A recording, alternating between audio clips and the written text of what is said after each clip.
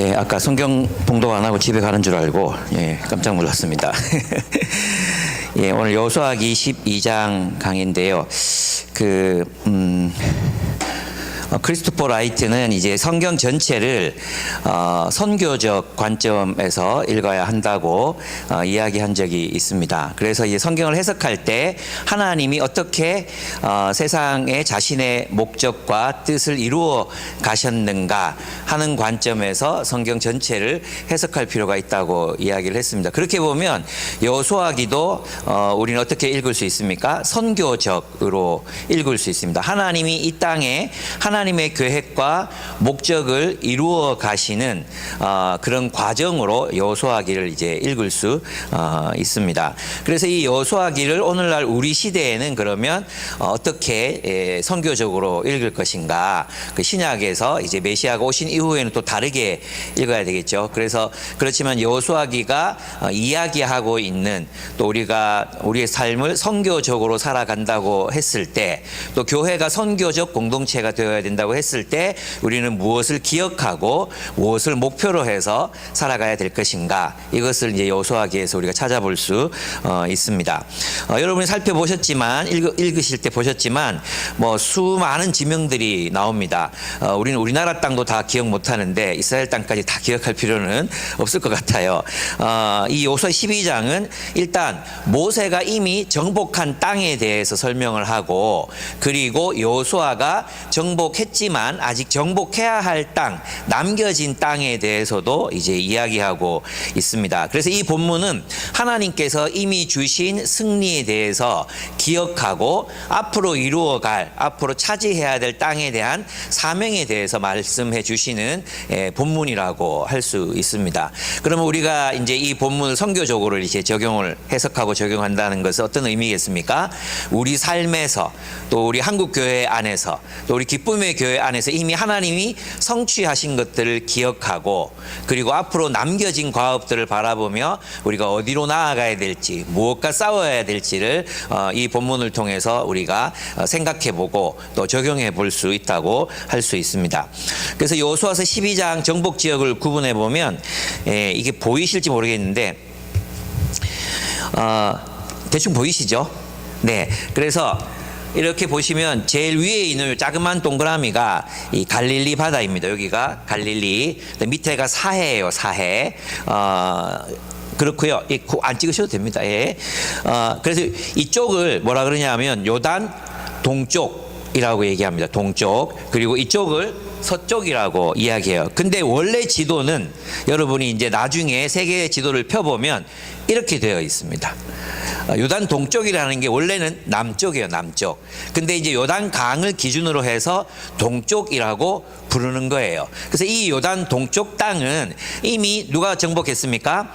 모세가 다 정복했습니다. 그래서 이제 여기에 이제 루벤, 또 므낫세 반지파, 이렇게 갑자기 이름이 생각이 안 나는데, 이쪽에 이제 어쨌든 이제 모세가 정복한 땅이 나옵니다.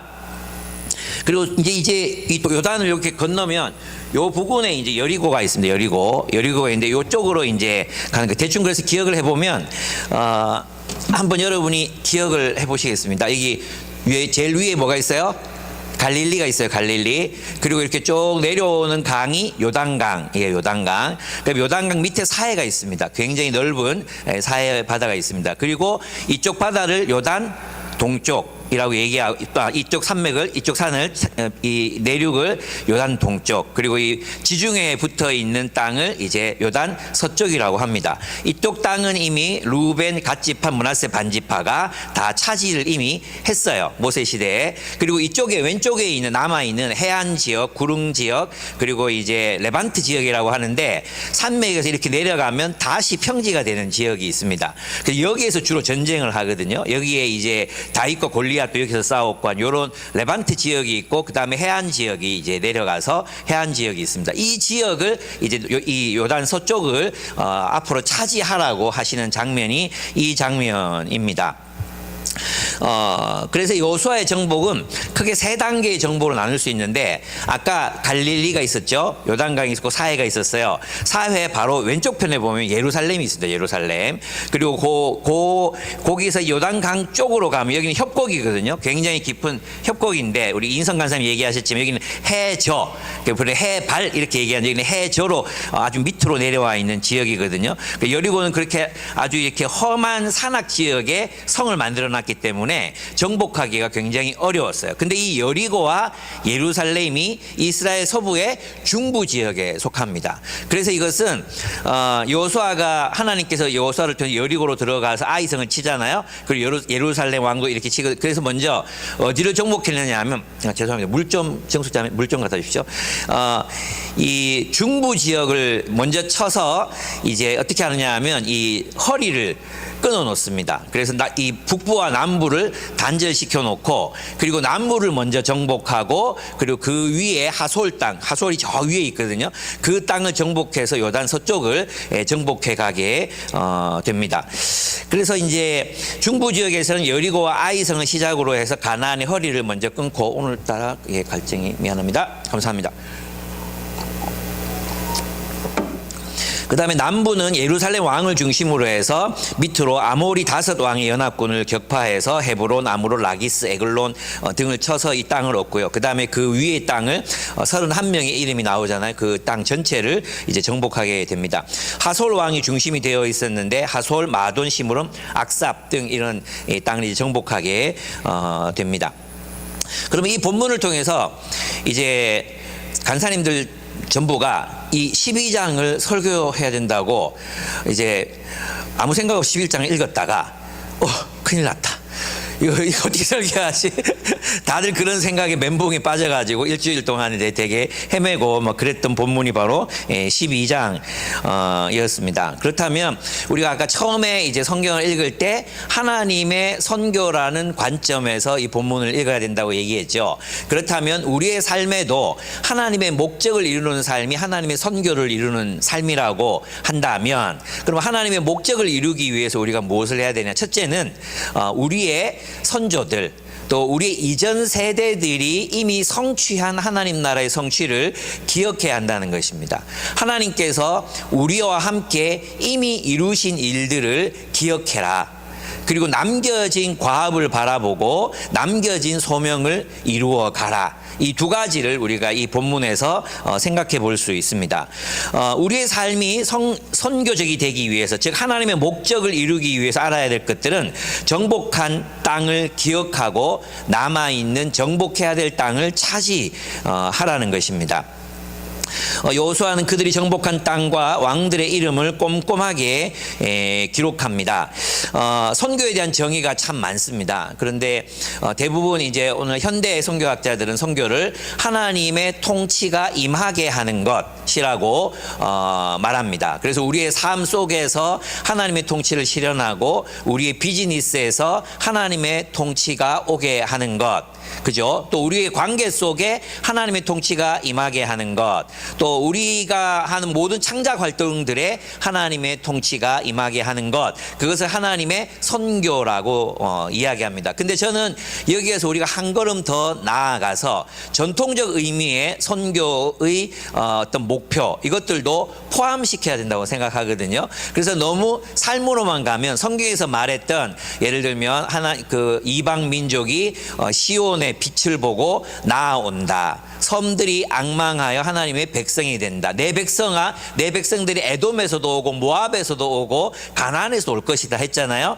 그러니까 저는 우리 이 이미와 아직 사이를 살아가는 교회의 사명은 하나님의 통치가 우리의 모든 영역, 모든 곳에서 임하게 하는 것일 뿐만 아니라 우리의 그러한 모습을 보고 사람들이 그리스도께로 돌아오는 일들이, 사람들이 그리스도께로 돌아와서 하나님의 나라로 그들을 초대하는 하는 일, 그들을 이끄는 일까지가 선교에 포함되어야 한다고 저는 생각합니다. 그래서 우리의 말과 우리의 삶과 우리의 공동체적인 삶이 하나님 나라의 빛이 되어서 사람들을 우리에게로 이끌어야 한다는 거죠. 하나님의 나라로 이끌어야 합니다. 왜냐하면 사람들을 버릴 수 없잖아요. 그냥 우리가 살아가는 삶만으로 우리 하나님의 목적을 이루는 것이 아니라 하나님의 목적은 온 세상 사람들이 하나님께로 돌아와 하나님 나라의 백성이 되는 것, 그들을 하나님 나라의 백성으로 삼는 것, 그것이 하나님의 목적이기 때문입니다. 그래서 예수님께서는 땅끝까지 이르러 내 증인이 되라고 말씀하셨을 뿐만 아니라 땅끝까지 이르러 내 증인이 되라는 것은 누구의 증인이 되는 겁니까? 예수 그리스도의 증인이 되는 거잖아요. 예수 왕의 증인이 돼. 그래서 그것은 우리의 삶에 그리스도의 통치를 받아들이는, 그러니까 나를 다스리는 분은 그리스도시라는 것을 증언하라는 뜻이에요. 그리스도가 너의 왕이시다, 그리스도가 온 세상의 왕이시라는 걸 증언하라는 증인의 명령이었다면, 또 하나 명령이 마태복음 28장에 나오잖아요. 너희는 가서 모든 족속을 제자로 삼아 내가 분부한 것을 가르쳐 지키게 하라 그랬죠. 내가 명령한 것을 가르쳐 지키게 하라. 침례를 주고 가르쳐 지키게 하라 그랬잖아요. 그래서 우리의 사명은 사람을 얻는 데까지 나아간다고 할 수 있습니다. 그래서 우리의 모든 일들이 다 전도를 위한 것이 되면 안 되지만, 그죠? 그러나 우리의 모든 일들이 전도를 위한 것이 되어야 합니다. 예. 우리가 전도를 위해서 모든 일들을 하는 것은 하나님의 통치를 굉장히 좁히는 일이 되거든요. 내가 사업을 해도 복음 전도를 위해서, 이게 아니라 그 사업 자체는 하나님의 통치를 반영하는 것이어야 하지만, 거기서 끝나는 게 아니라 그것을 통해서 누군가가 우리가 사업하는 방식, 우리가 자녀를 기르는 방식, 우리가 서로를 대하는 방식을 보고 나도 하나님의 사람이 되고 싶어, 하나님의 백성이 되고 싶어까지 나아갈 때 우리는 비로소 선교적이라는 이야기를 할 수 있겠다는 생각을 하게 됩니다. 그렇습니다. 그래서 우리는 정복한 땅을 기억하고 정복할 땅을 차지해야 합니다. 선교는 하나님의 통치가 온 세상에 임하도록 하여 사람들을 하나님의 나라로 초대하는 것이라고 제가 정리했습니다. 우리가 하나님의 백성의 선교에 참여하기 위해서는 먼저 하나님께서 행하신 일, 이미 우리 안에서, 우리 이 나라 가운데서, 또 우리 공동체 가운데서, 내 안에서 이미 이루신 일을 직시하는 데서부터 시작해야 합니다. 여호수아는 하나님께서 우리 안에 이미 행하신 것들, 그리고 하나님의 통치가 우리 안에서, 그들 안에서 어떻게 구현되었는지를 먼저 보게 합니다. 여러분, 이 여호수아 말씀을 누가 읽었다고 했습니까? 여호수아 당시의 사람들은 이 여호수아서를 읽을 수가 없었습니다. 왜냐하면 이것은 바벨론 포로기 이후에 기록되었기 때문에, 그죠? 구전과 기억에 의존해서 이것을 기록했기 때문에 그들은 읽을 수가 없었어요. 왜냐하면 고대의 문화는 구전 문화거든요. 여러분, 이 구전 문화를 무시하시면 안 돼요. 예, 구전이라고 해서 그러면 이렇게 다 틀린 것도 있고 막 그럴 거 아니, 이렇게 생각하잖아요.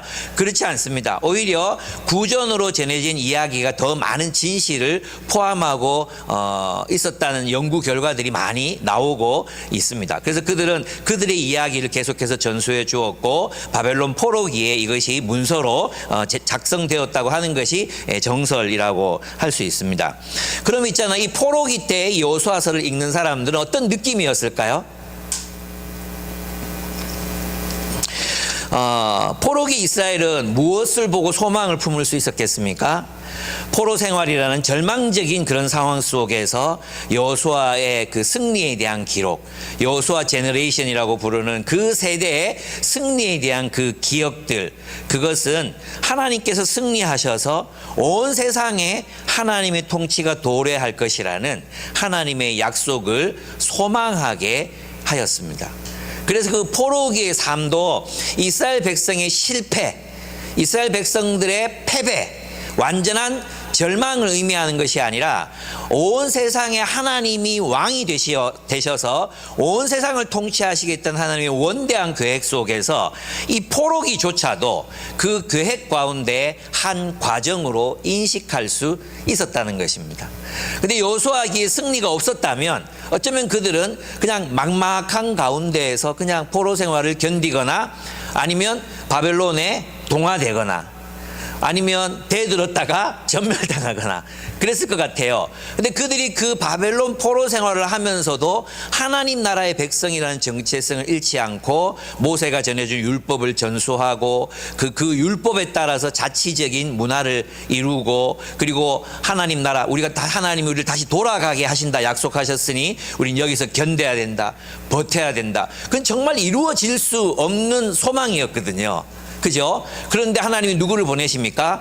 고레스 대왕을 보내셔가지고 그들을 너희 나라로 돌아가라, 이스라엘 땅으로 돌아가라, 고레스 칙령을 발표하고, 그리고 그들은 이스라엘로 돌아가게 됩니다. 그들은 그 포로기를 무엇으로 견뎠겠습니까?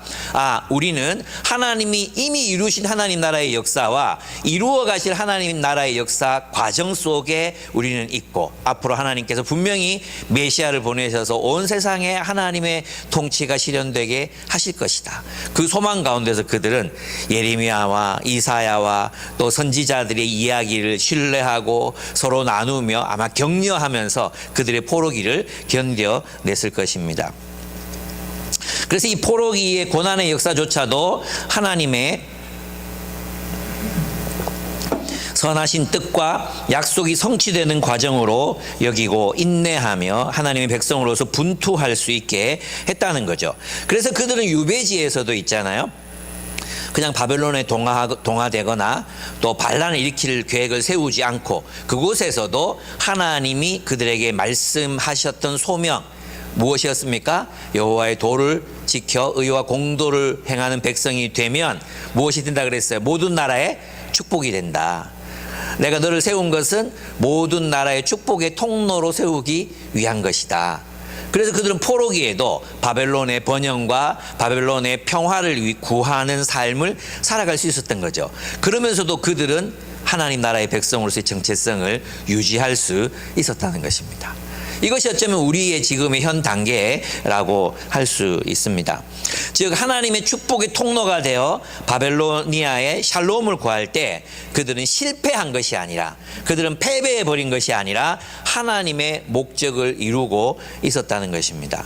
여러분, 우리가 우리의 삶, 또 우리 공동체, 교회의 모습을 바라볼 때도 동일한 모습이 우리에게 필요합니다.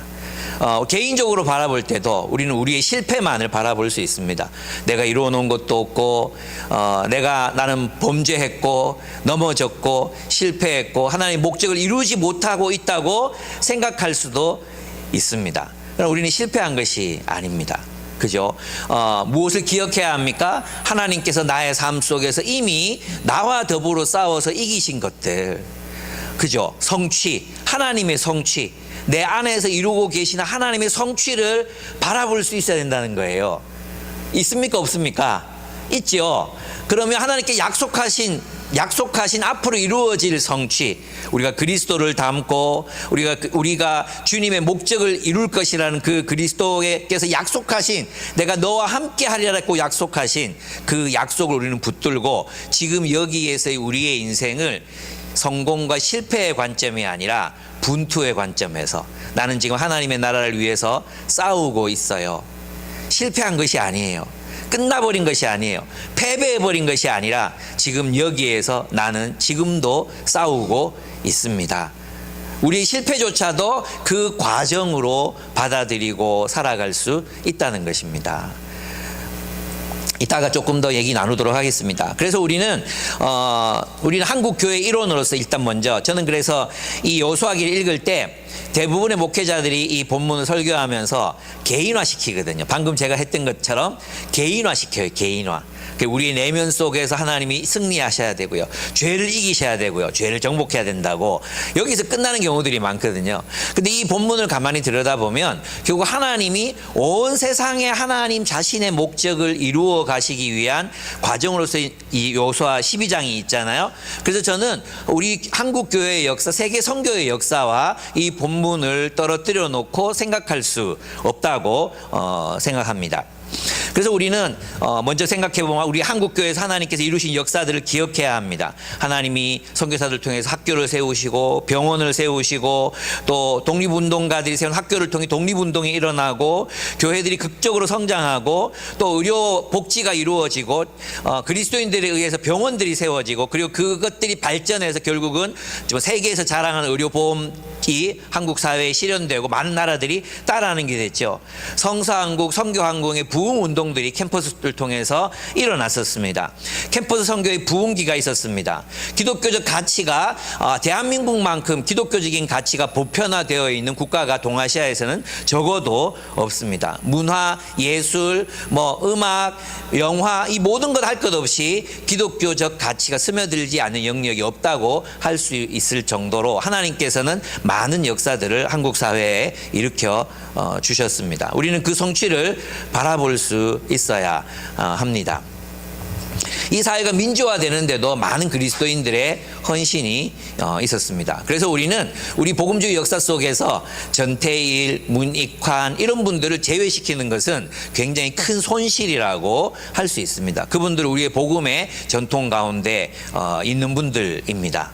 예, 우리의 선조들 김교신 이런 우리의 선조들 있잖아요. 그곳에는 그냥 복음을 전하고 교회를 세웠던 수많은 사람, 길선주 목사님 비롯한 수많은 목사님들이 계시지만 그분들과 더불어 이 한국 사회를 위해서 한국의 불의를 바라보고 하나님의 통치가 임하기를 기도하며 화염병에 맞고 고통 쫓기는 그 대학생들을 품었던 그런 우리의 기독교인들, 목사님들, 고려대 대학 총장님, 또 수많은 신부님들을 우리는 기억해야 될 필요가 있습니다. 그렇습니다. 그래서 우리는 교회를 통해서 우리 이 온 세상 가운데 행하고 계시는 승리를 기억해야 합니다. 우리가 이미 정복한 땅이 어디이고 아직 정복하지 못한 땅이 어디인지를 알아야 합니다. 그래서 우리는 이런 관점을 가질 필요가 있습니다. 아직 정복하지 못한 땅을 두고 실패했다고 판단하지 말자는 것입니다. 여러분, 이 본문을 만약 좀 이제 부정적인 정서를 가진 사람이 여호수아기 12장을 썼으면 어떻게 썼을까요? 모세는 요단 동쪽을 정복했으나 여호수아는 정복하지 못했다. 이 정복 전쟁은 실패였다. 이렇게 기록할 수 있잖아요. 그죠? 아직 정복해야 될 땅이 많은데 결국 그래서 사사기 때 우리가 개고생했다. 이렇게 나갈 수도 있잖아요. 그러나 여기에서 여호수아서를 쓴 사람은 그것은 그들의 성취였고 정복할 땅이 남아 있을 뿐이라고 말하고 있습니다. 그렇습니다. 우리 한국 교회 역사가 실패했는가? 저는 아니라고 생각합니다. 하나님께서 많은 역사, 많은 열매들을 우리에게 주셨고 그리고 이제 우리가 정복해야 될 우리에게 남겨진 과제, 아직 정복하지 못한 수많은 땅들, 우리 시대의 과제들. 모세가 모세 시대에 했잖아요. 모세가 했던 게 뭡니까? 요단 동쪽밖에 차지하지 못했거든요. 실패였습니까? 아니라 그들의 세대에 주어진 사명에 최선을 다했듯이 하나님께서 우리 시대에 우리에게 명령하고 계시고 우리에게 바라고 계신 그 싸움이 무엇인지를 알고 그 정복되지 않은 땅, 미처 정복하지 못한 땅을 향해서 나아갈 준비를 우리는 해야 한다는 것입니다. 그렇습니다. 그래서 우리는 정복해야 할 땅을 차지해야 합니다. 하나님 나라의 승리는 첫째, 하나님 나라의 승리는 하나님의 통치의 실현을 의미합니다. 이것을 우리는 영적 전투라고 부릅니다. 영적 전투란 하나님의 통치가 이 땅에서 실현되도록 하는 거예요. 그러면 신약 성경은 이것을 어떻게 보느냐 하면 에베소서 6장 12절을 보면 우리의 싸움은 인간을 적대자로 상대하는 것이 아니라 통치자들과 권세자들과 이 어두운 세계의 지배자들과 하늘에 있는 악한 영들을 상대로 하는 것입니다. 이렇게 기록하고 있습니다. 무엇이냐 하면 이 세상을 지배하는 체제, 그 가장 맨 위에는 악한 영들, 사탄의 세력이 있다는 것입니다. 그리고 그 사탄의 세력들은 이 세상 공중권세 잡은 자라고 하잖아요. 그래서 공중권세 잡은 자는 이 세상의 지배 질서를 장악한다는 거예요.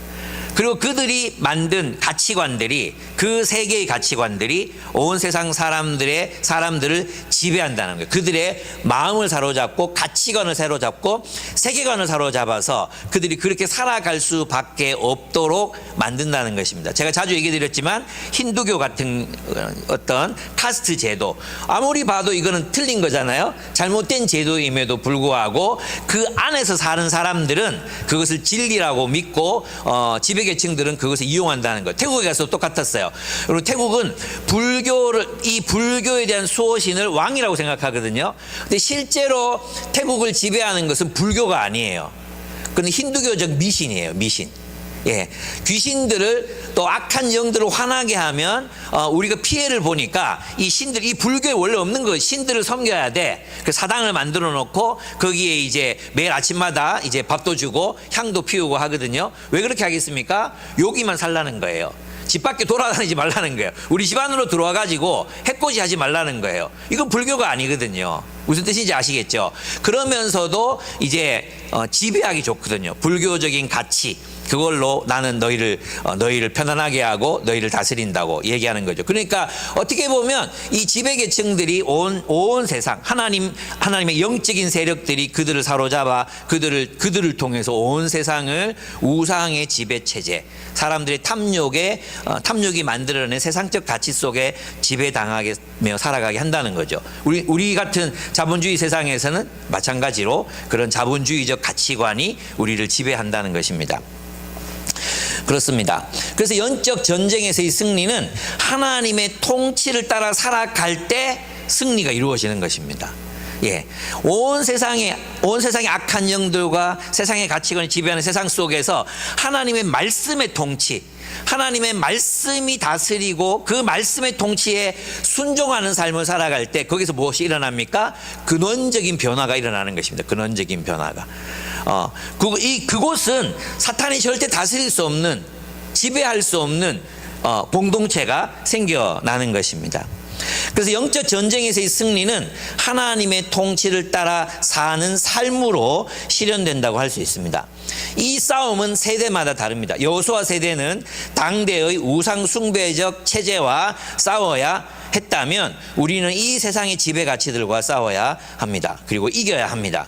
초대교회는 로마 제국의 가치를 따르지 않고 예수 그리스도의 말씀에 순종했습니다. 그래서 그렇게 함으로 노예들을 해방하고 버려진 여자아이들을 입양했고 가진 것들을 나누어 주었습니다. 중세 수도원 운동은 성경을 연구했습니다. 예, 그 당시 여전히 미신에 사로잡혀 있었던 그런 중세 교회 안에서 그들은 성경을 연구했습니다. 성경을 바르게 이해하기 위해서 그들은 그리스와 로마의 철학을 연구했습니다. 수학을 연구했습니다. 과학을 발전시켰습니다. 그래서 있잖아요. 이 중세가 꾸준히 이어졌어도 근대 과학혁명은 일어났을 것이라고 오늘날의 학자들은 판단합니다. 중세 청년이 어떤 과학의 발전을 가로막은 것이 아니라 중세 청년이 없었다면 수도원에서 계속해서 발전시켰던 학문적인 성과, 수학적인 발견, 천문학적인 발견 이런 것들이 없었다면 근대 과학 혁명은 일어날 수 없었을 것이라고 사람들은 평가합니다. 그렇습니다. 그래서 중세 수도원 운동 성경을 연구하고 학자들을 양성했고 성자들을 탄생시켰습니다. 그래서 유럽의 도시들과 마을, 미신에 빠져있던 도시들과 마을을 구원했습니다. 로마 제국 말기부터 유럽은 단일 중심을 잃어버리고 있었거든요. 로마가 전 유럽을 지배했잖아요. 근데 로마가 무너지니까 유럽이 붕괴되기 시작했습니다. 근데 그 유럽을 하나로 묶어내고 그들 하나의 가치로 살아갈 수 있게 만든 것이 바로 수도원 운동이었다고 할 수 있습니다. 그렇죠. 그리고 그들이 가진 것을 다 팔아서 나누고 그들이 성자의 위치에 올라감으로 청빈 그리고 나눔이라는 가치, 약자들에 대한 돌봄이라는 가치가 유럽 전체를 지배하는 가치가 되었던 것입니다. 여러분, 근대 독일에서 일어난 부흥운동이 있습니다. 할레 대학에서 경건주의 운동이 일어나게 됩니다. 후일에는 영국의 옥스퍼드, 케임브리지 등의 캠퍼스를 중심으로 일어났던 성경 연구운동은 그들 학생운동을 통한 세계 선교운동에 박차를 가하게 되는 그런 원동력이 되었습니다. 그 성경 연구, 자그마한 기자씨 운동, 소그룹이 모여서 함께 성경을 연구하고 세계 복음화를 꿈꾸었던 학생 그룹, 정말 미미해 보였던 그룹이었지만 이 그룹에서 배출한 사람들이 결국 에딘버러 선교 운동을 일으키고 로잔 대회를 일으키고 그 선교가 온 세상에 일어나게 만들었습니다. 그래서 어떻게 됐습니까? 기독교는 유럽 인구에 제한되어 있던 종교였거든요. 서구의 종교였거든요. 근데 지금 우리 시대의 대부분의 기독교는 남반구에 있습니다. 옛날에는 북반구, 서방에 있었거든요. 근데 지금 대부분의 기독교는 남반구에 있습니다. 예. 세계적인 기독교가 이 복음이 온 세계로 퍼져나간 것은 바로 그 선교 운동의 결과라고 할 수 있습니다. 그렇습니다. 우리 교회는 어떻게 했습니까? 우리는 기복신앙과 성장주의가 한국교회를 휩쓸고 있을 때 우리 교회는 말씀을 연구하고 묵상하는 도시 속에 수도원적인 교회를 세웠습니다. 함께 성경을 연구하고 책을 읽고 인문학적 소양을 기르고 그렇게 하나님의 복음의 가치를 우리가 어떻게 세상에 적용하며 살 것인가를 고민했습니다. 그리고 그 말씀의 아비투스로 살아가기를 결단했고 또 그렇게 우리는 살아내고 있습니다. 우리가 남을 돕거나 구제하거나 또 힘든 사람이 나타났을 때 우리의 재물을 아낌없이 나눌 수 있는 것은 여러분들의 삶 속에 이미 그러한 가치가 뼛속 깊이 여러분의 아비투스, 여러분의 제2의 본성으로 자리 잡았기 때문에 일어나고 있는 일들입니다. 이거 하자고 해도 있잖아요. 쉽지 않은 일입니다. 근데 우리는 누군가가 실직했어. 당연히 도와야지. 누군가가 아파. 그럼 당연히 도와야지. 누군가가 뭐 전세 사기를 당했어. 당연히 도와야지. 이런 마음도 우리에게 있지요. 예, 이것은 돌봄의 가치는 기독교적 가치인데 이 돌봄의 가치를 아는 것과 사는 것은 다르거든요. 예, 우리는 그 가치를 따라서 살아가는 교회를 세웠습니다. 이것은 승리라고 할 수 있습니다. 결국 그렇습니다. 중세 초기에 자그마하게 영국에서 시작된 그 수도원 운동이 유럽 전체를 살려냈듯이 복음의 아비투스를 가진 교회가 결국은 세상을 구원하게 될 것입니다. 저는 그렇게 믿습니다. 그래서 우리는 말씀의 검을 들고 우리를 지배하려 드는 이 세상 그리고 이 세상을 지배하는 신화들과 싸워야 합니다. 우리가 여러 번 그랬듯이 그 사랑의 승리를 여전히 거두어 가야 한다는 것입니다.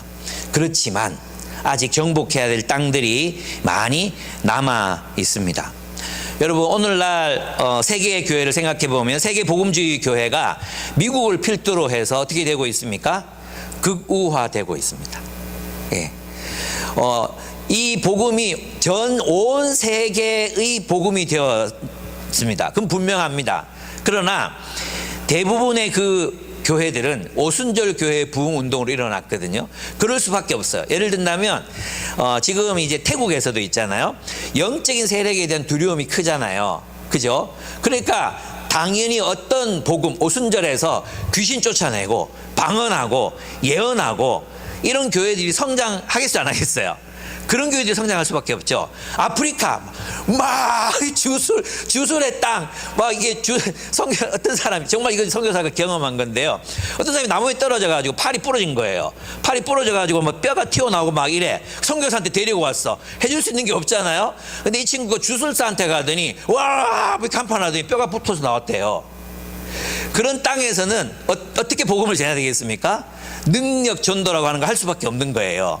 그죠? 그래서 아프리카 땅을 휩쓸고 있는 복음은요, 정말 병든 자가 낫고 막 눈먼 자가 눈을 뜨고 이런 일들이 지금도 일어나고 있는 현실입니다. 예. 그게 안 일어나는 게 아니에요. 심리적인 현상이야. 정말로 그런 일들이 일어납니다. 근데 문제는 뭐냐 하면 여기에 뭐가 없습니까? 성경적 가르침이 약하다 보니까 이게 혼합주의가 돼가지고 이 사람들이 복음을 믿는 건지 주술을 믿는 건지 막 헷갈리는 교회들이 막 생겨나기 시작하는 거예요. 그렇죠? 그래서 지금 우리의 과제는 무엇이겠습니까? 여러분, 이게 아프리카나 지금의 현상만이 아니에요. 기독교 선교가 초기에 1세기, 2세기, 3세기 이렇게 지나갈 때 있잖아요. 이런 신비주의 운동이 굉장히 강력하게 일어났어요. 많은 사람들이 이런 예언도 하고 병도 고치고 이런 기독교 흐름이 굉장히 커져 나갔었거든요. 근데 이게 문제가 됐어요. 그래서 이제 어떤 결론을 내리냐 하면 사도가 없는 곳에는 교회가 없다는 거예요. 사도적 가르침이 교회를 형성한다. 이게 초대의 교회가 결정했던 거거든요. 그래서 사제 중심의 교회가 생겨나게 되는 거예요. 그러니까 여기는 장단점이 있었죠. 그런데 오늘날 많은 교회들이 이런 식으로 확장되고 있어요. 그리고 대부분 아프리카 교회들이 극우적이에요. 그럼 우리가 해야 될 일이 뭘까요? 그죠? 이제는요, 성경을 올바르게 가르칠 선교사들이 필요해요. 교회는 전 세계에 다 있어요. 정말 아주 극단적인 이슬람권 몇 나라를 제외하고는 대부분의 나라들의 복음이 들어가 있습니다. 그럼 그들에게 이제 필요한 게 뭐겠습니까? 여러분이에요. 여러분 같이 성경을 매주 한 장씩 연구했고 묵상한 사람들, 하나님 나라의 어떤 복음을 알고 있고 그 복음을 말로 설명할 수 있는 사람들이 정말로 필요해요. 예. 그래서 있잖아요. 이제 제가 이번에 그 부산에 있는 그 교회, 교회 이름이 뭐죠? 그 같은, 영안 심내교회, 이제 심내교회에서 굉장히 유명한 교회거든요. 그 교회를 가서, 원로 목사님이, 한국에 없대요. 그럼 외국 가서 사시나 봐요. 좋겠어요. 뭐 이렇게 얘기를 하니까 어떻게, 그게 아니고 전 세계를 다니면서 목회자들을 재교육하는 훈련을 하신다고. 그래서 심지어는 그 본인이 쓰신 이제 갈라디아서 연구라는 책이 있거든요. 갈라디아서를 이제 강의한 책이 있거든요. 이 책을 그 나라 언어로 번역해주고 설교법을 가르쳤는데 이분들이 복음이 무엇인지 처음 깨달았다는 거야. 목사인데. 예. 이런 일들이 지금도 온 세계 속에 일어나. 교회는 세워져 있는데 성경을 가르칠 사람이 없는 거죠. 필리핀 우리 마닐라 침례신학대학의 정대섭 선교사님, 우리 후원하는 정대섭 선교사님 고민도 그거예요. 예배라고 가서 드려보면 설교자가 설교를 하는데 그냥 자기 간증을 하는 거예요. 간증인데 그 간증이 하나님이 내 삶에 어떻게 이것도 아니야. 내가 지난달에 유럽에 여행 갔다 왔거든. 교회들이 참 많더라. 너희도 돈 벌면 유럽 여행 한번 가.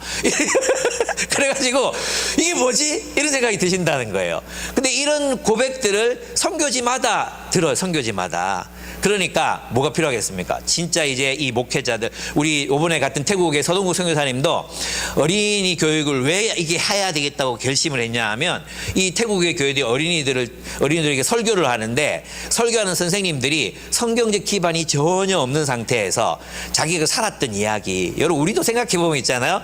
우리 어릴 때 분방 공부, 제 어릴 땐 그래, 여러분 어떤지 모르겠지만 제 어릴 때 분방 공부는 성경에 대해서 배우는 시간이 아니고요. 그냥 권사님이 개인 간증하는 시간이었어요. 내가 어떻게 살았고 이런 똑같은 이야기 1년 내내 듣는 경우도 있었고, 그리고 정말 기억에 남는 거, 저도 청소년 얘들도 그럴까 걱정인데 저도 기억에 남는 목사님 한 분 계시거든요. 제 친구 조현철 아버님이신데, 현철이 아버지, 현철 아버지가 여러분 올시다.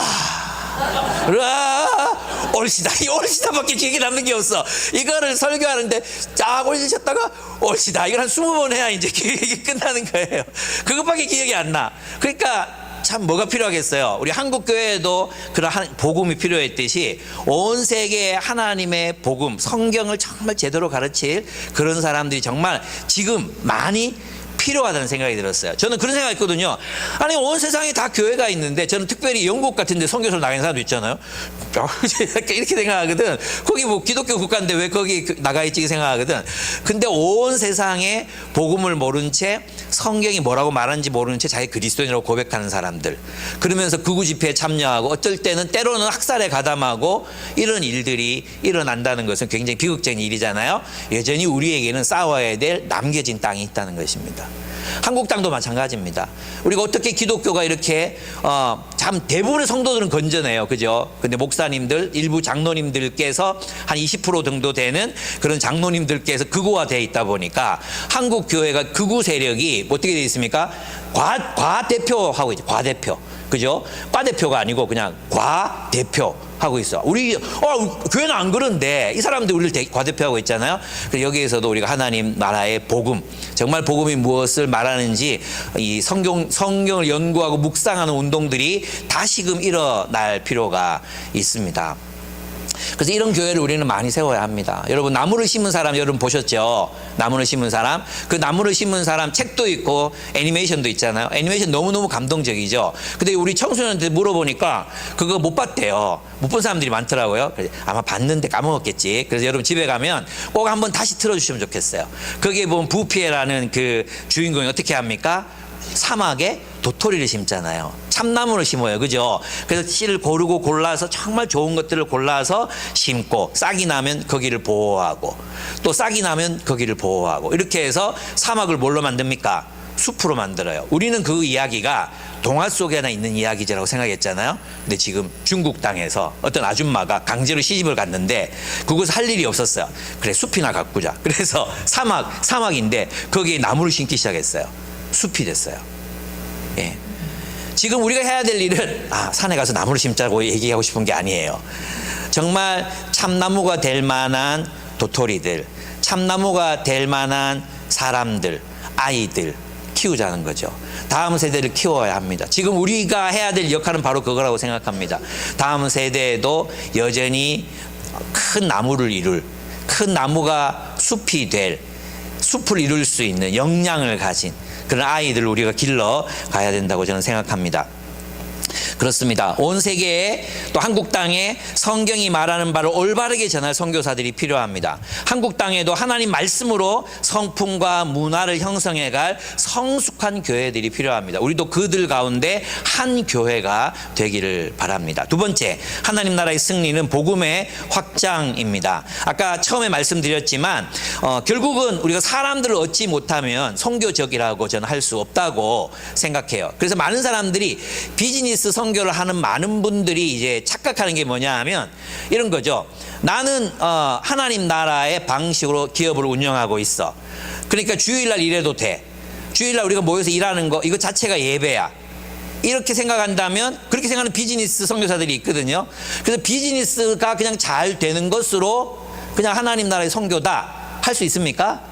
저는 아니라고 생각합니다. 그 선교를 통해 사람이 세워지고 사람을 얻을 수 있을 때 비로소 선교라는 말을 할 수 있다고 저는 생각해요. 그래서 이제 예수님께 이렇게 말씀하셨죠. 마태복음 28장 18절에서 20절. 예수께서 다가와 그들에게 말씀하셨다. 나는 하늘과 땅의 모든 권세를 받았다. 그러므로 너희는 가서 모든 민족을 제자로 삼아서 아버지와 아들과 성령의 이름으로 침례를 주고 내가 너희에게 명령한 모든 것을 그들에게 가르쳐 지키게 하여라. 이것은 대의 임령이고 이것은 예수께서 우리에게 명령하신 것입니다. 우리가 이 사명을 떠나서 선교적인 삶을 살 수 있다고 말할 수 없다는 거죠. 여호수아는 땅을 정복해서 그곳 하나님 나라의 백성들을 살게 했지만 우리는 사람들을 끌어모아서 사람들을 하나님 나라로 초대해서 사람들을 사로잡아서 하나님의 나라를 성장시켜 나가야 하는 그 사명을 받았다 할 수 있습니다.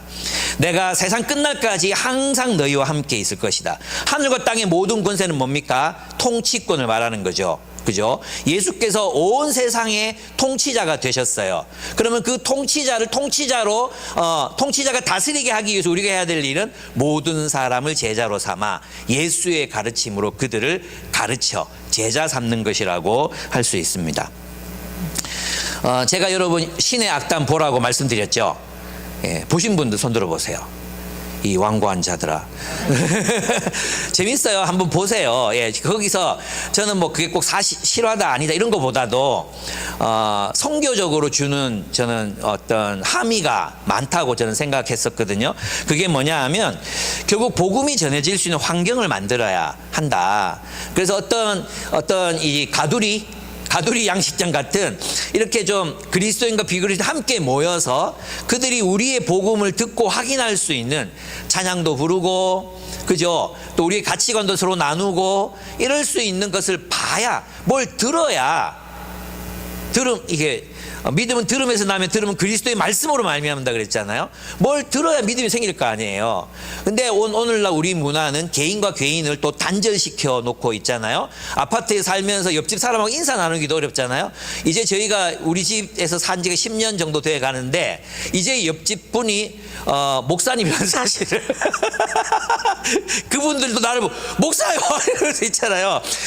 목사와 목사가 이렇게 칸막이 하나를 하고 살아가는데도 그렇게 이렇게 인사를 나누는데 10년이 걸려서 10년이 이제 겨우 얼굴 트고 아 목사님이시구나 지금 집회하러 가시는구나 농사 지어서 교인들 나눠주고 계셨구나 맨날 이분이 올라오면 흙이 많이 묻어 있거든요. 그래서 좀 짜증 났거든요. 이랬는데 그 다음부터 불평이 다 사라졌어요. 목사님이시라고요. 이러면서 목사님이세요. 막 서로 그러면서 이제 연세가 은퇴 목사님이시거든요.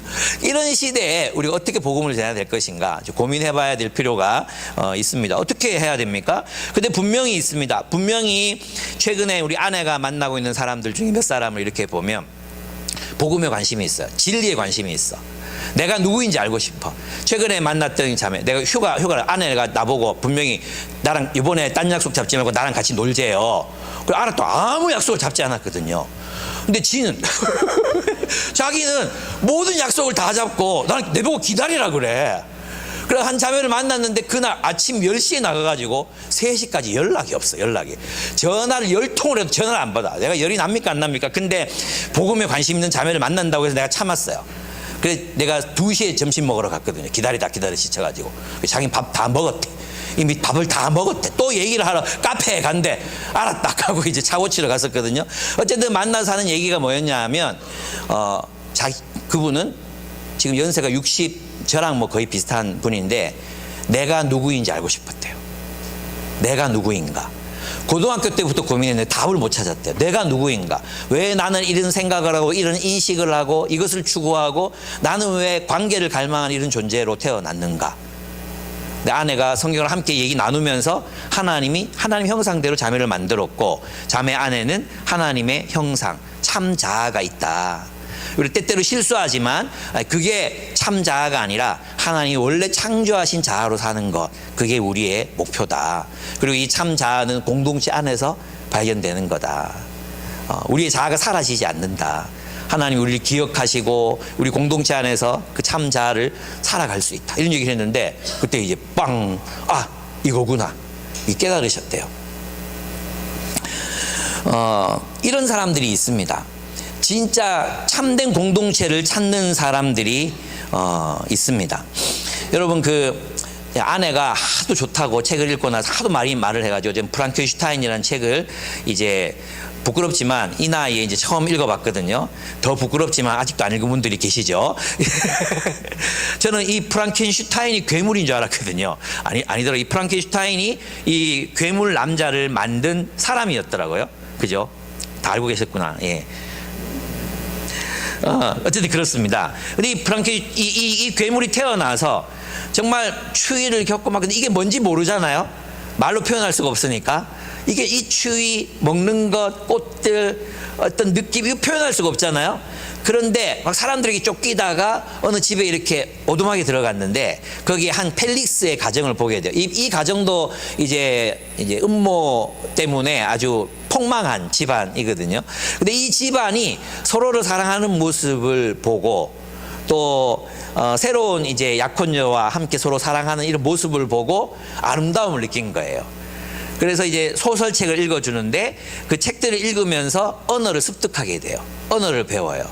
그리고 자기 안에 있는 감정을 표현하는 법을 배웁니다. 그리고 그 가정의 모습을 보고 나도 저기 속하고 싶다라는 생각을 하게 돼요.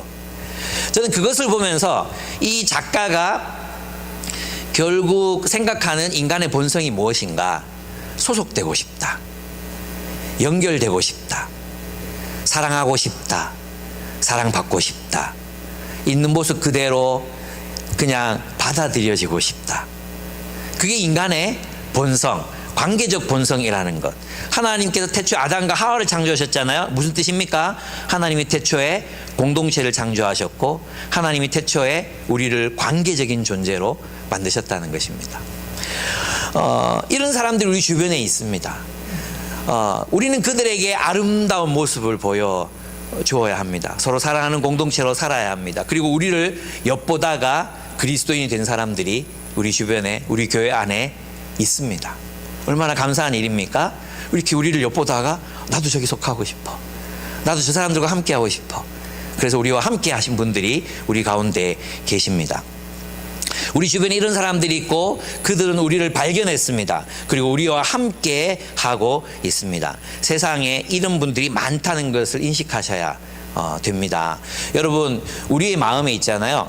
아, 요즘 같은 세상에 누가 교회 나와? 요즘 같은 세상에 누가 예수님 믿어? 불가능한 이야기야. 이렇게 생각하면 아무도 보이지 않습니다. 근데 여러분이 차를 샀을 때 여러분 차종이 만약에 뭐 스타렉스라면 온 세상에 다 스타렉스밖에 없는 것처럼 보이잖아요. 왜 이렇게 스타렉스가 많아? 또 소렌토를 타면 왜 세상에 전부 소렌토를 타고 다니지? 그런 생각 안 듭니까? 여러분 차가 아닐 때는 별로 관심도 없다가 내 차가 되면 주변에 그런 차들이 굉장히 많은 게 보이잖아요. 마찬가지예요. 우리가 복음을 전하겠다고 마음을 먹고 이 복음이 모든 사람들에게 필요하다는 생각을 하잖아요. 그 의식 가운데 살면요, 복음이 필요한 사람이 눈에 들어올 뿐만 아니라 그들이 우리에게 연결됩니다. 그건 정말 신비로운 경험이에요.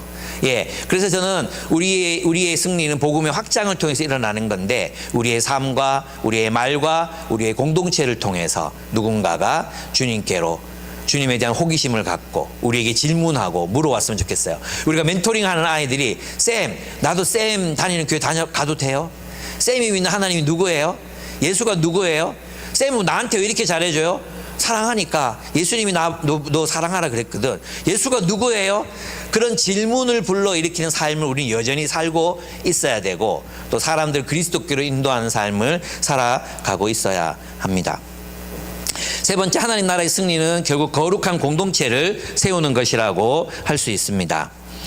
여러분은 택하심을 받은 족속이요, 왕과 같은 제사장들이요, 거룩한 민족이요, 하나님의 소유가 된 백성입니다. 그래서 여러분을 어둠에서 불러내어 자기의 놀라운 빛 가운데로 인도하신 분의 업적을 여러분이 선포하는 것입니다 라고 얘기했습니다. 우리는 참 아름다운 공동체를 세웠습니다. 서로 돌봄이라는 가치, 그 복음의 핵심적인 가치를 우리는 잘 세워갔었어요. 어제 이제 리더 모임 때 얘기했지만, 이제 평택대학교에서 돌봄이라는 주제로 이제 국가 프로젝트로 연구를 이제 진행을 하는데, 이 돌봄이란 가치를 체화해서 살아가는 공동체가 있나를 찾다가 우리 교회를 발견했어요. 그리고 많은 교회들이 서로 돌봄이라는 이야기를 가지고 살아가지만, 이것을 체화시켜서 아비투스로 살아가는 교회의 본 모델로 기쁨의 교회가 선정이 됐어요. 그래서 우리 중에 스파이가 와서 우리 교회를 이제 어쩌면 인터뷰도 하고 물어도 보고 그럴 거예요. 그래서 여러분들이 그럴 때 잘 준비된 대답을 해주셨으면 좋겠어요. 아닌데요, 목사님이 시켰는데요, 이렇게 말한다든지, 안 하면 뭐 안 되는 분위기를 막 이렇게 아니라, 그건 너무 당연한 거 아닙니까? 그리스도인 그렇게 살아야 되는 거 아니에요? 이 정도의 답변이면 훌륭하다. 예수님 그렇게 가르치셨잖아요. 약간, 예, 그런 교회, 우리 그런 교회를 세웠습니다. 참 아름다운 교회를 저는 세웠다고 생각합니다. 그렇습니다. 서로에게 연결되어 서로를 돌보는 사랑의 공동체로 사는 것이 승리입니다. 그렇다면 고립되는 것이 패배라고 할 수 있습니다. 여러분, 그래서 우리의 마음이 사람들에게 너무 눌리고 억압당하고 또 스트레스를 많이 받고 이러면요, 사람을 피하고 싶잖아요. 그죠? 그럴 때 저는 좀 쉬는 건 괜찮아. 근데 저는 쉰다고 결정하고 점점 멀어져 갔다가 결국은 못 돌아오는 사람들을 많이 보거든요.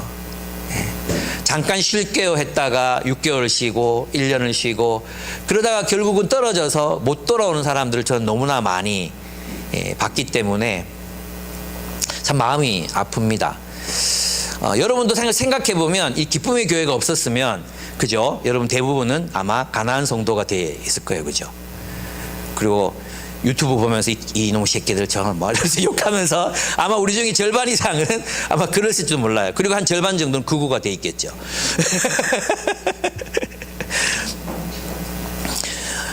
승리란 서로에게 연결되어 서로를 돌보는 사랑의 공동체로 사는 것입니다. 근데 저는 요즘에 우리가 그럼 정복해야 될 땅이 무언가를 좀 생각해 보게 됩니다. 그래서 정서적으로 약한 사람들을 돌보는 것에 대해서 생각합니다. 사람들이 버거운 사람들 우리가 어떻게 해야 될까? 예, 장례식에 가서 한 자매를 만났습니다. 우리 교회를 어렵게 떠나가지고 동신교회를 다니고 있었는데, 장례식 봤는데 동신교회 잘 나가고 있어. 그러니까 교회를 안 나간다는 거예요. 그래서 내가 또 그렇게 하면 안 되지. 내가 너무 화가 나가지고 그렇게 하면 안 되지. 어렵게 갔는데 잘 적응해야지. 막 야단을 먼저 쳤거든요. 근데 하나님 뜻이 아닌 것 같더라고요. 그래서 헤어질 때 따로 불러가지고 얘기를 했어요. 왜 못 나가겠는데? 사람들이 너무 많아서 힘들어요. 그리고 교회에서 정말 친밀했던 관계가 조금만 이제 관계가 달라지면 나는 없는 사람이 되는 것 같아요. 버려진 사람이 되는 느낌이에요. 이런 표현들은 정말 관계를 소중하게 여기는 사람들이 하는 말이거든요. 마음이 너무 아픈 거예요. 우리 교회로 돌아오라고 하고 싶었어요. 근데 돌아와서 이 자매가 이제 교회 이 예배당 안에 못 들어오고 늘 밖에서 예배 드렸거든요. 왜냐하면 사람들이 많은 공간에 있지를 못하겠다는 거예요. 그런 사람들이 있잖아요. 그래서 떠났는데 거기서 적응을 못했어요. 근데 그럼 뭐 하는데? 주일날 성경 필사하면서 지낸대요. 저는 생각했어요. 앞으로 우리가 필요한 일이 뭘까? 이런 사람 필요하겠다. 그러니까 교회 안으로 사람을 초대할 사람 말고 경계선에 서서 이렇게 손잡아 줄 사람. 떨어지지 말라고. 이 손 놓으면 안 된다고. 끝까지 우리 공동체와 그 사람 연결해서 손 붙잡고 놓지 말라고 연결해 줄 누군가. 그래서 앞으로 우리는 이런 사람들을 길러야 되겠다. 돌봄 사역이든지 원투원 리더든지 어쨌든 모르지만 이렇게 우리 주변에서 떨어져 나갈 직전에 있는 사람들 누가 손 붙잡고 챙겨줄 사람이 우리에게 필요하다는 생각이 정말로 많이 들었습니다. 열매가 있든 없든 그죠? 교회 밖에서 꾸준히 사람들을 만나고 격려해주고 그리고 힘을 내라고 말하고 또 작은 모임이지만 그 모임에 초대하고 그 사람들이 할 수 있는 일을 하는 거죠. 그래서 돌아온 사람들이 있잖아요. 저는 그런 사람들이 우리 가운데 필요하다고 생각합니다. 예, 그런 삶을 살아가는 사람들이 필요하다고 생각해요. 그것이 사역이라고 생각합니다. 앞으로 우리는 어쩌면 이런 사람들이 더 많이 늘어나는 세상에서 살아가야 될지도 모릅니다. 그죠? 많은 사람들이 히키코모리가 되고 집 밖으로 나오지 않고 그래서 이제 집에서도 문을 걸어 잠그면 이제 끝인 거예요. 더 이상 끊어낼 방법이 없어요. 그래도 내가 만나자고 할 때 만나는 사람, 만나주는 사람. 그래도 내가 연락하면 연락 받는 사람들이 있잖아요. 이런 사람들을 우리가 이제 손 붙잡아야 됩니다. 그렇습니다. 그것이 바로 승리라고 생각합니다. 저는 우리들 가운데 그런 분들이 좀 많이 나와주기를 바랍니다. 네 번째, 하나님 나라의 승리는 옛자의 왕들을 무너뜨리는 것입니다. 그것은 세상에서 형성된 옛 성품을 무너뜨리고 새로운 성품을 가지는 것입니다. 그러므로 땅에 속한 지체의 일들, 곧 음행과 더러움과 정욕과 악한 욕망과 탐욕을 죽이십시오. 탐욕은 우상숭배입니다. 이런 것들 때문에 하나님의 진노가 내립니다. 여러분도 전에 그런 것에 빠져서 살 때는 그렇게 행동하였습니다. 그러나 이제 여러분은 그 모든 것, 곧 분노와 격분과 악의와 해방과 여러분의 입에서 나오는 부끄러운 말을 버리십시오. 서로 거짓말을 하지 마십시오. 여러분은 새 사람을 그 행실과 함께 벗어버리고 옛 사람은 그 행실과 함께 벗어버리고 새 사람을 입으십시오. 이 새 사람은 자기를 창조하신 분의 형상을 따라 끊임없이 새로워져서 참 지식에 이르게 됩니다. 즉 하나님이 창조하신 진짜 내가 되어가는 것이 바로 승리입니다. 이것은 새로운 성품의 형성으로 실현될 수 있습니다. 그리고 이것은 과정이라는 것입니다. 커피 농장에서 만난 선교사님들이 아이들에게 해주신 이야기가 참 감동적이었습니다. 커피를 딸 때 골라내지 빨갛게 익은 것만 따야 돼. 노랗게 익은 것이나 빨갛게 익은 것만 따야 돼. 그런데 다 땄는데 거기에 녹색이 막 섞여 있으면 보기에는 좋지만 커피로는 쓸모가 없어. 그러니까 딸 때부터 빨간 걸 골라. 그리고 그걸 당겨보면 알아. 당겨보면 톡 떨어지는 게 있는데 그 열매들을 골라. 그리고 커피를 씻습니다. 씻어갈 이 큰 다라에다가 이걸 넣고 그 다음에 떠오르는 것들은 퍼서 다 버립니다. 그리고 남는 것들만 이제 판에 올려가지고 이제 말립니다. 말리는 과정에서도 좀 썩은 것들은 버립니다. 그렇게 하고 나서 또 거기에 보면 불순물들이 있거든요. 그건 다 손으로 걸러냅니다. 그리고 껍질을 깎습니다. 깎아내고 나서 또 고릅니다. 그래서 20kg짜리 그 커피 체리가 나중에 커피로 쓰이는 건 2kg밖에 안 됩니다. 그래서 여러분 커피를 마실 때 경건하고 숭고한 마음으로 마시셔야 합니다. 그냥 먹으면 안 됩니다. 이건 굉장히 오랜 과정과 진짜 수작업으로 막 만들어낸 거라가. 근데 물론 브라질에 기계가 된 데도 있대요. 그래서 어쨌든 커피는 숭고하다. 커피를 마실 때는 그렇게 마셔야 된다. 이게 핵심이 아니고 골라내라는 거예요. 골라내라. 그래서 아이들에게 이렇게 얘기했어요. 너희들 실패할 때 있고 실수할 때 있고 죄 지을 때 있어. 있지. 근데 있잖아. 실패가 아니야. 골라내면 돼. 커피 하나도 좋은 커피를 얻으려면 이렇게 많은 과정이 필요한데 우리가 좋은 사람이 되려면 얼마나 많은 시간이 필요하겠어. 실패가 아니야. 저는 그렇게 생각했어요. 우리는 말씀을 보면서 그렇게 생각했어요. 우리는 때때로 우리가 실패했다고 여기고 범죄했다. 나는 아무것도 아니다. 난 끝이다. 어제도 이제 우리 선생님들하고 얘기를 나누는데 직장에서 어떤 이제 창업해가지고 이제 지원금을 받을 여성 창업 거기 지원했다가 거기 심사 나온 사람이 준비가 하나도 안 돼 있네요. 이 얘기에 마음이 무너진 거예요. 그래서 막 내가 실패한 게 아닌가 이런 생각들이 들었대요. 실패한 게 아니라고. 예. 우리는 지금 싸우고 있는 중이라고. 우리가 정복해야 될 땅이 남아 있는 거라고. 그래서 하나님이 우리의 삶에서 자매의 삶에서 나의 삶에서 무엇을 이루셨고 무엇을 성취하셨는지를 보라고.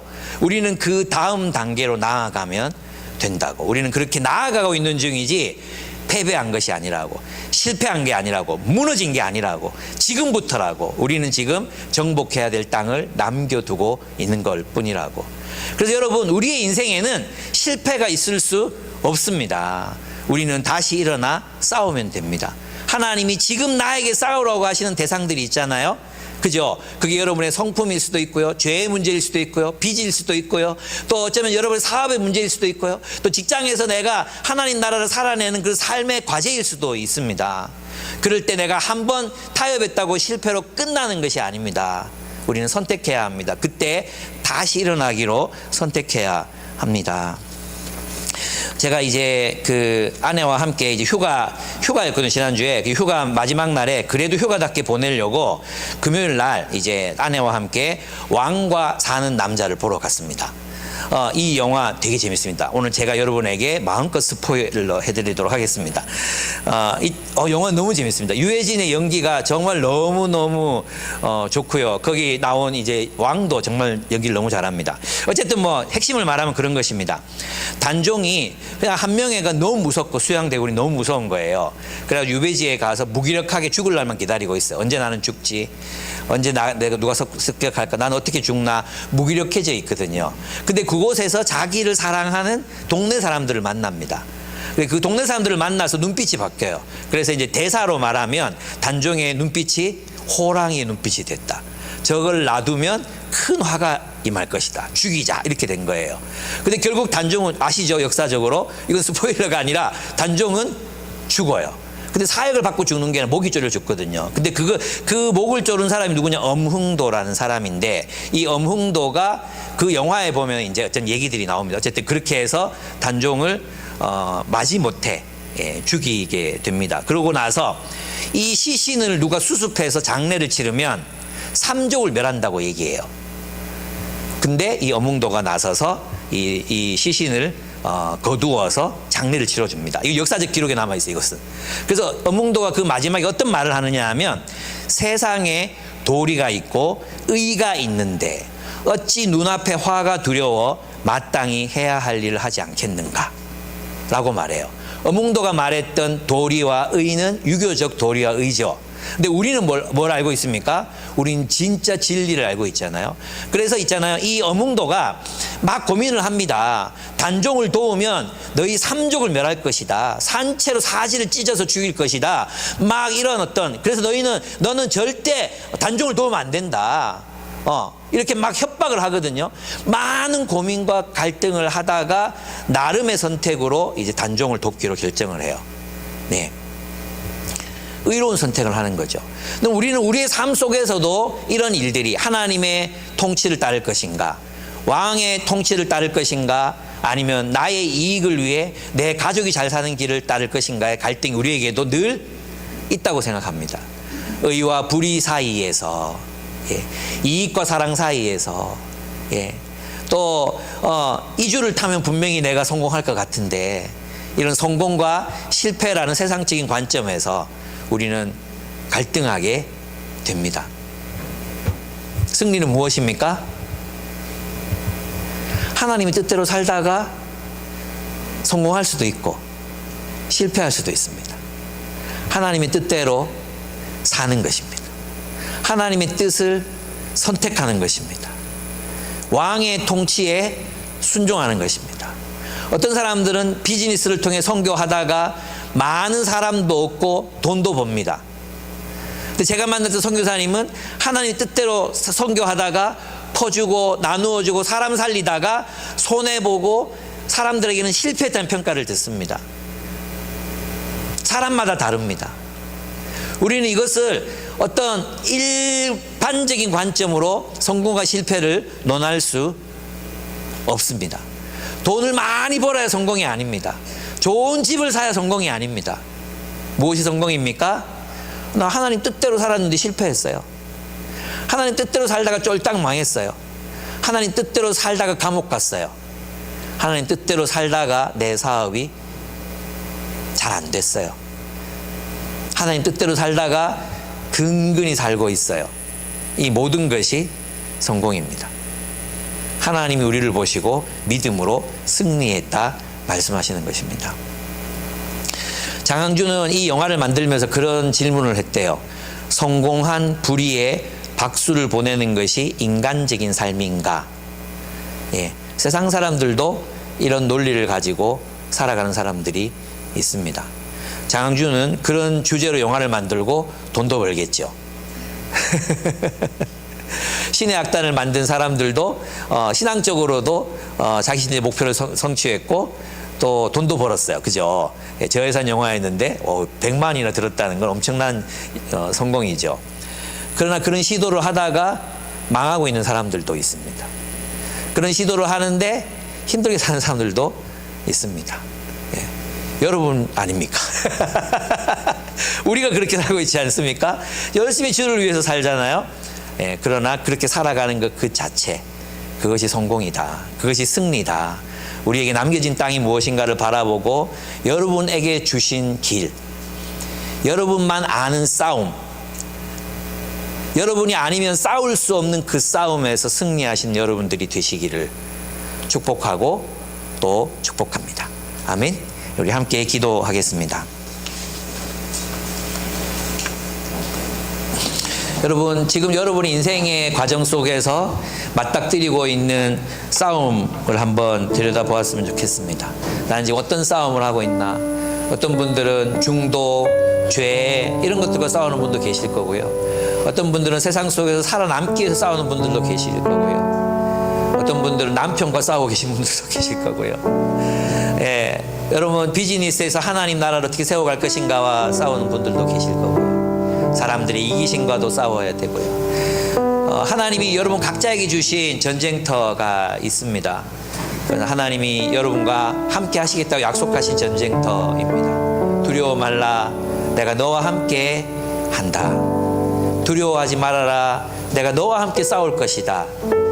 우리의 삶이 선교적이라면, 하나님의 목적을 이루기 위해서 싸우는 싸움이라면 하나님께서 여러분과 함께 승리하실 것입니다. 하나님께서 모세에게 동쪽 편 땅을 주셨듯이 여호수아에게는 서쪽 편 땅을 모두 주실 것입니다. 하나님께서 여러분의 과거에 승리하셨던 그 하나님께서 지금도 승리하게 하실 것입니다. 우리는 실패하는 중이 아니라 싸우고 분투하는 중입니다. 여러분의 실패조차도 그 과정 속에 있습니다.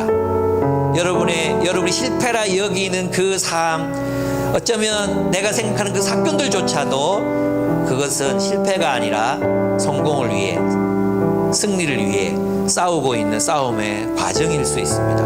우리는 절대 패배하지 않습니다. 우리는 절대 실패하지 않습니다. 우리는 싸울 뿐입니다. 하나님이 우리에게 허락하신 전쟁터에서 하나님의 승리를 바라보고 승리하기를 소망하는 기도를 우리가 함께 하나님께 드렸으면 좋겠습니다. 함께 기도하시겠습니다.